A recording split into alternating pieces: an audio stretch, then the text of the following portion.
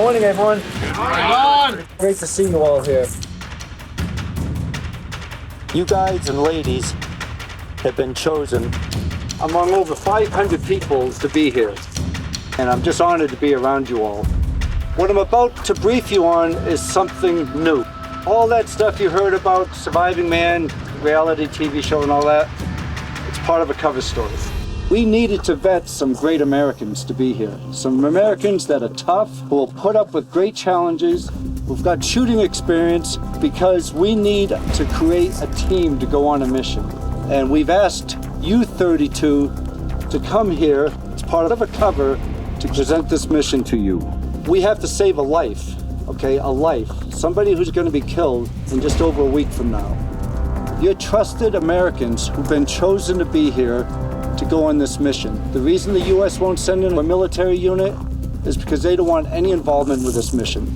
It's a bad guy who is on the U.S. government payroll, but he's been providing us with a lot of intel. We just recently heard he's been working with a terrorist organization plotting to attack some U.S. facilities. The U.S. wants no involvement politically on this mission. So they've come up with the idea that we'll vet some great civilians, a lot of them with military experience, a lot of them with shooting experience, a lot of them with government experience. You're all coming out here thinking it's going to be fun and games. It's going to be tough, it's going to be challenging, and I hope we don't lose any of you because we are creating a selection course like no other course that's ever been done before. You're going to be navigating in the desert, you're going to be navigating underground, you're going to be up on the ropes course, you're shooting long guns, pistols, shotguns, and we're going to be deciding who is on this team. Hopefully it's all of you. We're going to select a mission commander. Everything you do is going to be graded. Every time you do a push-up or a plank or a lunge or take a shot, it's graded. The person who receives the most points at the end of the day, we're going to ask that person to be mission commander. Don Mann is SEAL Team 6. He's a best-selling author. He's super smart, super fit, really motivating. He's an American hero, right? So watching him come down in the helicopter and give that first speech and briefing to us was just magic. Don Mann just, arrived by helicopter and came out and kind of gave us a whole, rundown on what we're doing this for. And it's kind of an exciting, reveal. When we got here, it's not at all what we thought it was going to be, how we thought that we were competing against each other, but it turns out we're on a team.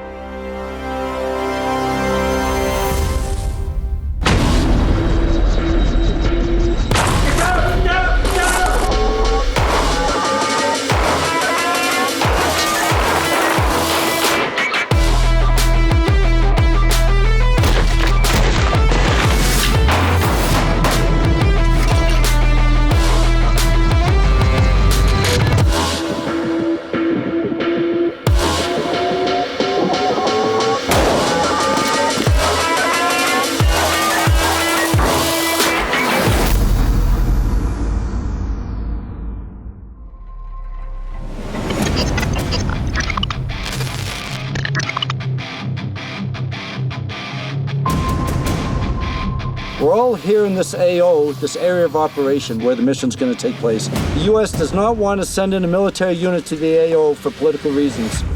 This is a mission that's never going to be mentioned in the press, and the U.S. will always deny any involvement. Headquarters also informs us that the mission has been named Operation Scorpion, since apparently there's a lot of scorpions here in the desert. The mission is a hostage rescue mission. The hostage was once a friend and ally to the U.S., who was on the U.S. government payroll for years. He provided us critical information intelligence involving terrorist cells, mission plots, safe houses, etc. Recently, it was revealed that the former ally has been working with a terrorist cell, plotting to attack certain U.S. facilities. He has critical information that the U.S. needs. He's got to be kept alive.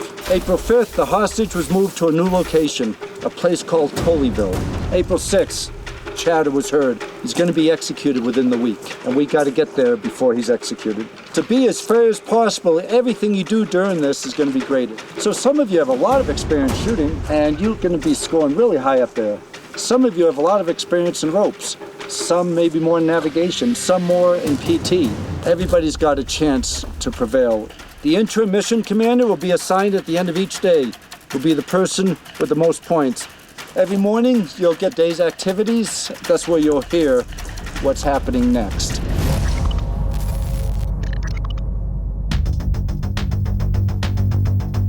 Basic Underwater Demolition SEAL Training, or BUDS, includes the legendary Hell Week, from which only the best survive. Failure rate, 75%. Don Mann did not fail.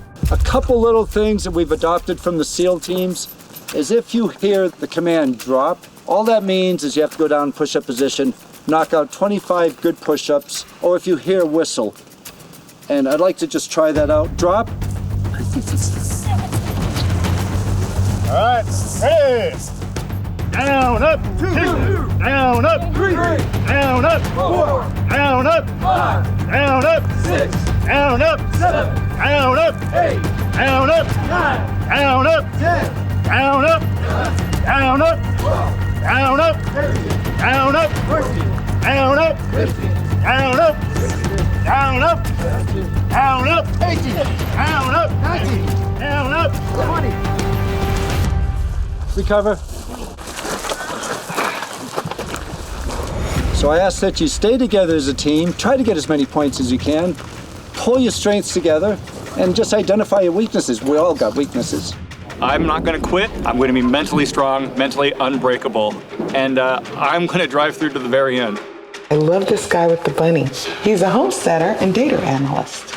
If I get this right, a homesteader is a guy who just lives off the land.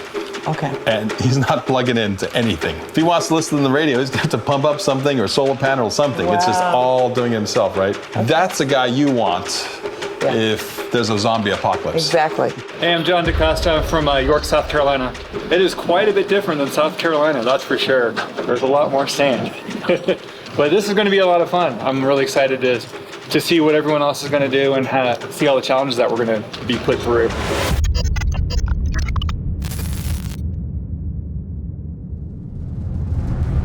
The last lady or man standing gets 155 points. That's how everything's going to run. The bottom person gets 0, the top person 155. This is the start of our selection on who's going to be the mission commander. My strategy this week is to give it everything that I've got. Embrace the suck and just have fun. My strategy is to work as hard as I can to score as well as I can in the events that are more difficult. And in the ones where I feel like I have a chance to excel, I'm going to push myself to do so. My strategy is to get as many points on every single task as I can because it's going to come down to points at the end. And I want to be on that extraction team. I will be on that extraction team. I'm going to kick ass. The human body is a pretty amazing thing, especially when it's connected to a strong mind. We really want to see how people react to being uncomfortable. If you have anything you want to use for your elbows, that's fine. The other point of this is mind games, because you're all going to be facing one another. The first one who drops gets 0 points. When you drop out, please make sure you let Ed know. Ed's going to be recording what place you are from 1 to 32. Everybody get down. Everybody get up. Start. Planks on your elbows, on your elbows, on your elbows. Stomach touches. Disqualify yourself, please. We're going to be watching every exercise through the entire week. We can give credit. We can take points away. And remember, Don is the one that wanted to do this out in the gravel pit. I wanted to do it on artificial turf. Quick one down. All right, guys. You only have to outlast 31 more people for the top points. Only 31 more. Gina Roberts. Yeah, she's a competitive shooter and a firearms instructor. She's been a competitive shooter for over 50 years. She started when she was a kid. Yeah, a little kid. I'm Gina Roberts. I'm from Valley Center, California, which is in San Diego County. My strong point isn't the physical fitness part of it. I'm a super good shooter, and during the physical training, I kind of got a good sense of how bad COVID affected me, and doesn't matter. It's the way it is, and so we're going to push on through it and have a good time.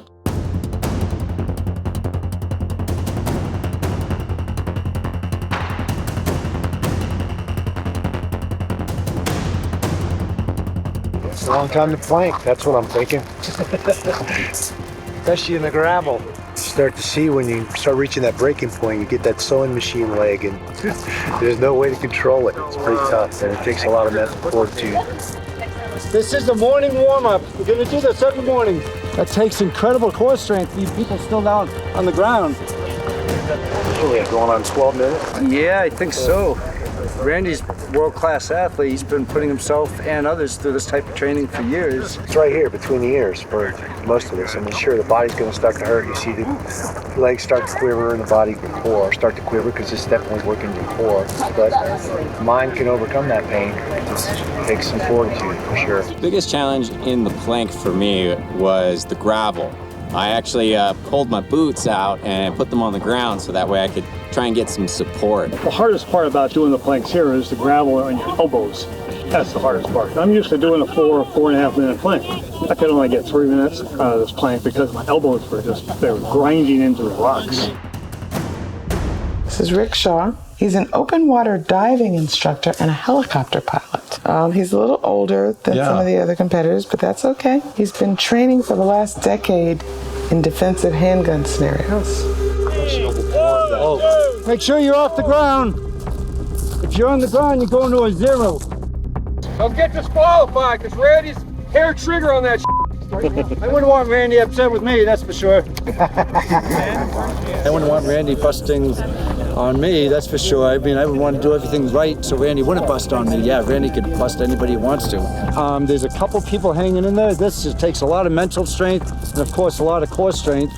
And it's really motivating to the others to see how much people can put out and how much pain they're willing to take. You embrace the suck, as they say in the Army. Lance is an animal. We may be deducting him on some points. He knows how to do a plank. And what he did was doing the planks, but resting on his arms a little bit, it looks like, but he's so big, we have to go back and review that. As you know, I was a veteran and I spent 13 years in the Navy and was a military contractor and FBI agent. So 20 years of that experience is useful, and overcoming challenges is what I do. You know, it's what I've always done. And I think that the dedication to the Warrior Code and the drive to, no matter what has gone wrong or whatever is going on, you just continue to push through. There's been a handful of them that caught my eyes so far. Dr. Jen, her inner strength, she doesn't even show that anything's hard. It's all inner strength that's in her. Her lifestyle is all about fitness. I've got a lot of energy. I have a lot of endurance, and this is an endurance event. This is going to be many days. People are going to be dragging themselves in the mornings, and I'm going to be like Tigger, like ready to go. All right, what's next? All right, I'm done. Last one's down. Good job, Chris.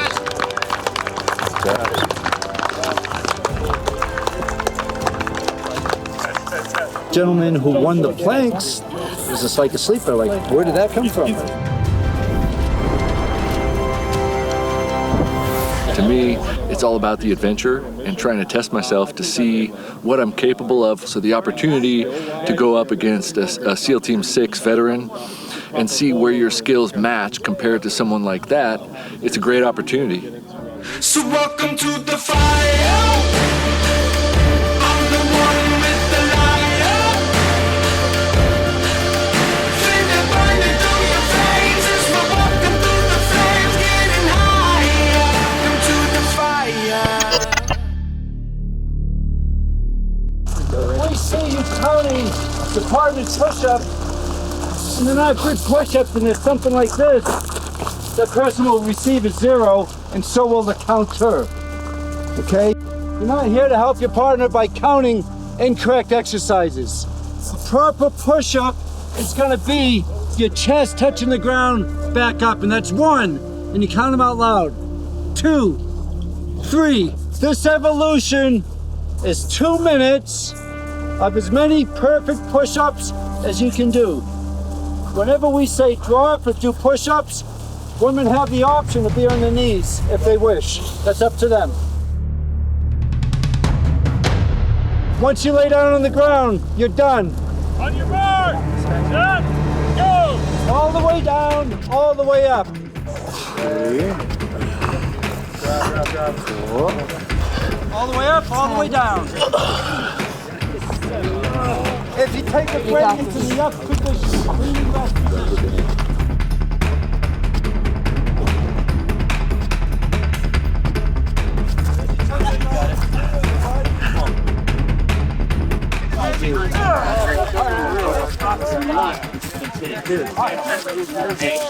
Count them out loud.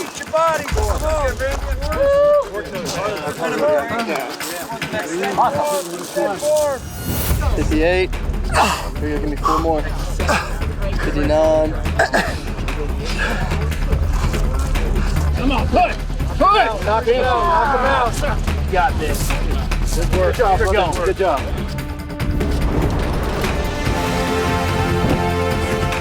Done a lot of Army PT tests, and this was real similar. You know, we didn't normally put the fist underneath to measure, but that was easy because it gave me a really solid benchmark of how far down to go. John Hakes. Army Airborne. He's a military trainer, meaning he trains military people. I went as fast as I could for the first probably minute 20. At that point, I was at about 80 push-ups, and I was running out of gas, but you know, I went 5 and rest, and ended up making it to 100. So it was a pretty good push-up round. You got a couple more. 100.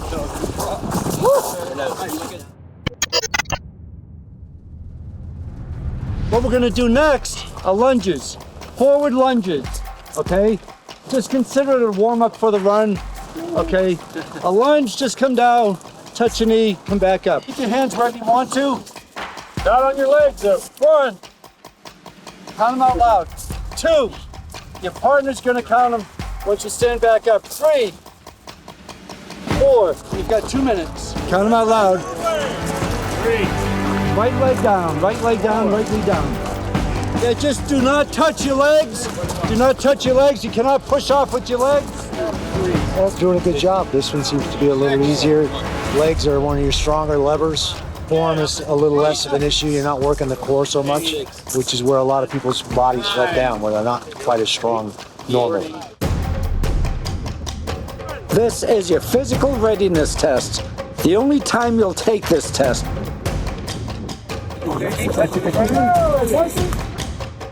On the physical challenges, I think a lot more of it is mental than physical. If you put your mind to it, the pain kind of goes away, and you just got to get past that breakover point and get there. This is Stubbs. Yeah. Stubbs is a firefighter and an EMT. He wanted to join the military, but he couldn't because of his hands. He was actually born with fingers tips missing. But he didn't let his birth challenge hold him back. Yeah. Matt Breininger. Friends all call me Stubbs, and I'm from Goodland, Kansas. I'm kind of a jack of all trades, master of none.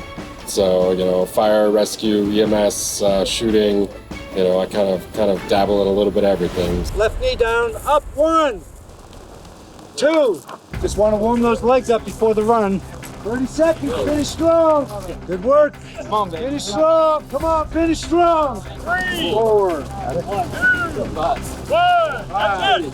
5. Good work. Excellent job, everyone. Good job.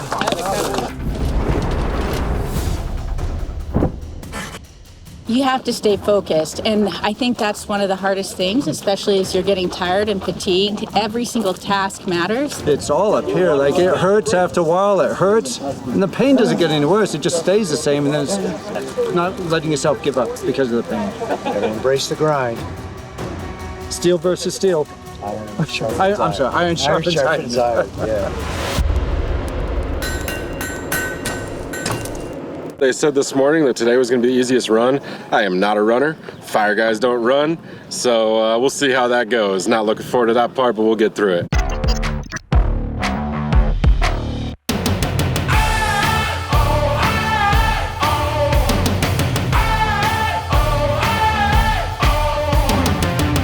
Think you a god, but you're not. Let's see if you bleed like one.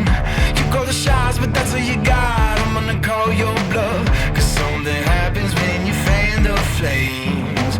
I'm like an animal. Aside from your own physical and psychological barriers, there's also the physical barriers on the planet Earth that are going to become a part of the challenge. Running over uneven terrain, navigating in the dark, navigating through uneven terrain. It may look flat, but once you get out there in the middle of it, there are dips, gullies, valleys, all kinds of stuff that you have to account for. The run today was supposed to be the shortest one we have, so, you know, I'm not a fan of that, especially with my hip. It makes it a little difficult, but I came in the middle of the pack today, and hopefully I can keep that up throughout the competition. I think what we're seeing now is that each one of these competitors is going to have different physical and psychological strengths and weaknesses. Here in the run, some people are built more for running and other folks don't have that level of fitness or conditioning at this stage. So I think those differences are going to become more and more apparent as we go through. What a good day for a run.